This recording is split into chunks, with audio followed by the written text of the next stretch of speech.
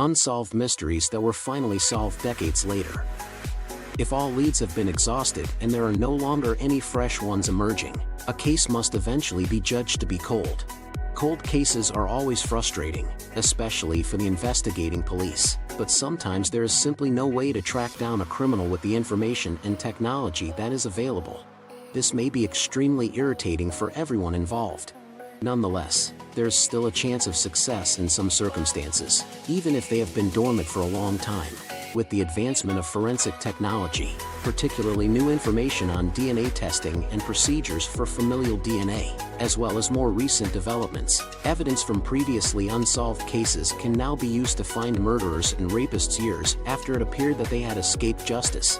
Many times, the technology and developments that have been made in the disciplines of forensics and investigative law enforcement are to thank for the final resolution of these cold case mysteries, which had been unsolved for a long period. Number 7. The Golden State Killer. These days, the name of the Golden State Killer is on everyone's mind. The incredible case involves a serial killer and rapist who operated in at least 3 different regions of California, was given multiple names by the media, and was never found despite investigating officers collecting DNA evidence from some of the crime scenes. The media gave the killer multiple names. This DNA evidence was worthless until only recently when they were able to locate him by using familial DNA in conjunction with an ancestry website.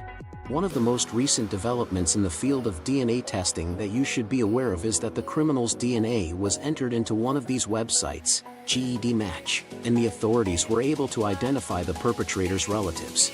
In the end, the authorities zeroed down on Joseph D'Angelo as the person responsible for the murder after using the information they had gathered on potential suspects to reduce the search results. After more than 30 years, the investigation into the crime was closed. Number 6.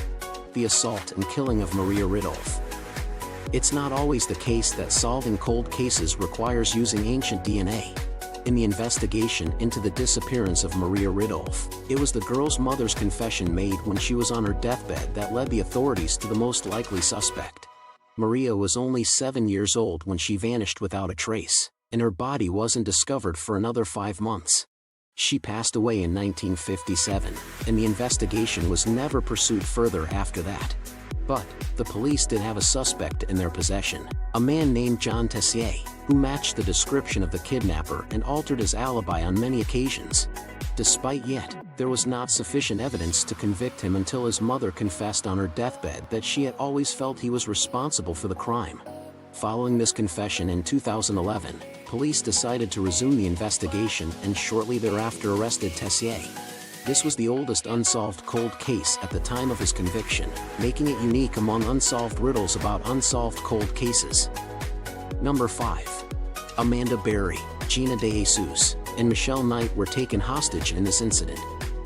Most people automatically assume the worst when a missing persons case becomes unsolved and the people who went missing are not located for years. But in the cases of Amanda Berry, Gina De Jesus, and Michelle Knight, the cold case that had been open for 10 years found a happy conclusion. In 2013, the 3 women were discovered to be alive after evading their kidnapper and making their escape. Even though their testimonies on their own probably would have been sufficient to send Ariel Castro, their kidnapper and abuser, to prison, the development of DNA technology was ultimately what led to the conviction. Because his DNA matched that of Amanda Berry's kid, whom she had while she was being kept hostage, Castro pleaded guilty and was sentenced to life in prison, in addition to 1,000 years, without the possibility of parole for his horrible actions. Sadly, he took his own life less than a month after being sentenced to prison. The 3 ladies are now working to assist victims of abuse in a variety of different ways, and they hope to be able to move on with their own lives by assisting others in doing the same thing. Number 4. The Killer from the South Side. Chester Turner was a notorious serial murderer who haunted the city of Los Angeles for at least 10 years, during which time he was responsible for the deaths of at least 10 women. Although genetic evidence was acquired throughout the years 1987, 1998, it wasn't matched to him until years later, in 2003. He was responsible for the deaths of other women during those years. As a consequence of the conviction he received for the rape of a 47-year-old lady, Turner was required to provide a DNA sample to the authorities at this time. He was found guilty of at least 11 of the homicides after his DNA was matched to the evidence in several unsolved cases that dated back more than 20 years. Several of these killings were ones for which another guy had been unfairly convicted. This led to the eventual release of David Jones in 2004, who was then hit with a substantial lawsuit for his erroneous conviction. Number 3. The deaths of Richard Phillips and Milton Curtis have been investigated. After apprehending a suspect for an assault and robbery in the city of El Segundo, which is located in Los Angeles County, California, 2 police officers were killed by gunfire. Richard Phillips and Milton Curtis were the ones who pulled over the suspect, Gerald Mason, for committing a minor traffic violation. Mason had run a red light when he was trying to get away from the scene of the heist. Something took place in the year 1957.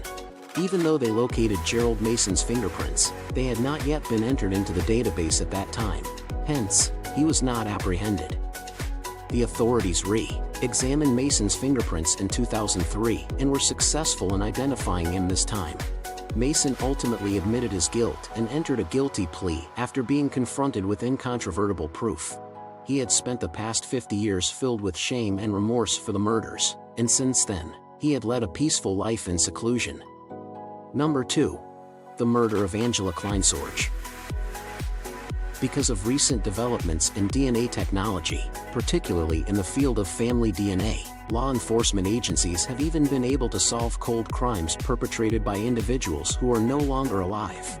Although it is no longer possible to bring justice to these perpetrators, we are now able to put old cases to rest, which may provide some solace to the victims or family members of those who were wrongfully accused. The slaying of Angela Kleinsorge is an example of this type of crime. Angela was killed in San Diego more than 25 years ago, but the person responsible for her death was not discovered until just last year. The success of familial DNA searching, which is becoming more and more widespread in criminal investigations, allowed the authorities to link DNA evidence to one of 2 brothers who were suspected of being involved in the crime. Even though the second brother had already passed away, the authorities were nevertheless able to determine that he was the one who had committed the murder even if the first brother did not match the description of the suspect. Number 1. Henry Lee Lucas. The situation involving Henry Lee Lucas is an intriguing one from a variety of perspectives. First of all, the number of persons he is guilty of killing remains unknown even to this day by the authorities, even though he once claimed to be responsible for more than 3,000 of them. The true figure may be somewhere in the neighborhood of 350, but he has a history of confessing the killings that it was afterward determined he did not commit.